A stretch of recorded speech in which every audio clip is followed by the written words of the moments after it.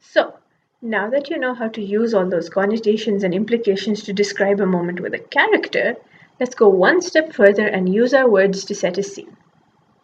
She walked into the room.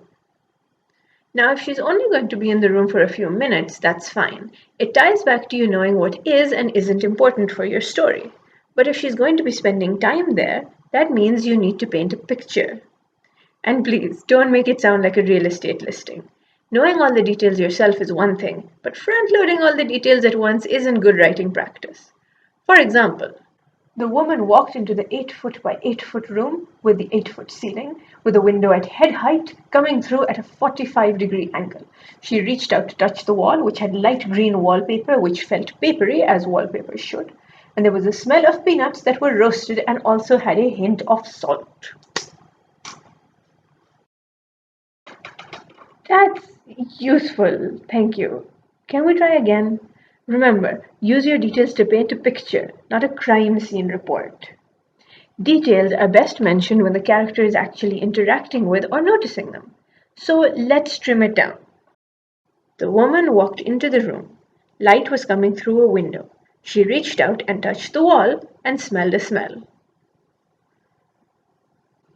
Right, okay, maybe we trimmed too far. Without details, the room might as well be an empty box.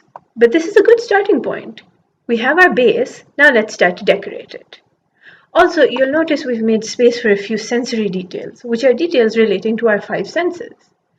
If you really want to make a reader feel like they're in the space, it helps to talk about more than just what they can see. In this case, we'll be using our sense of touch and smell as well. The woman walked into the room. It was hard to see. Only a little light was filtering through the bars on the one tiny window.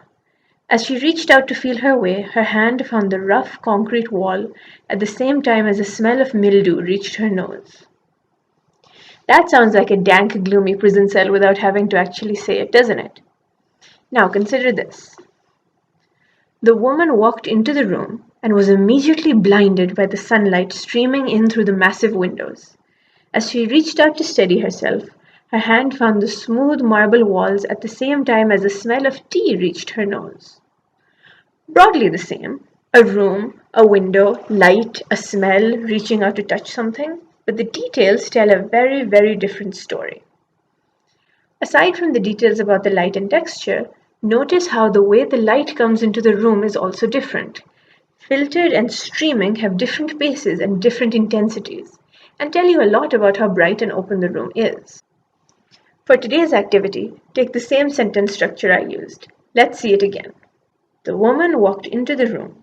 Light was coming through a window. She reached out and touched the wall and smelled a smell. Now change the details to create 5 different rooms. Start with the light and begin asking questions. Do you want the light to be a different color or temperature? How does it come into the room? What is the window like? Does it have curtains? Is it dirty? Is it open? I'd love to see what you come up with. Why not put your favorite one down in the comments so that I can read it? Thank you so much, guys. I'll see you in the next video where we talk about using these same kind of details to create a character.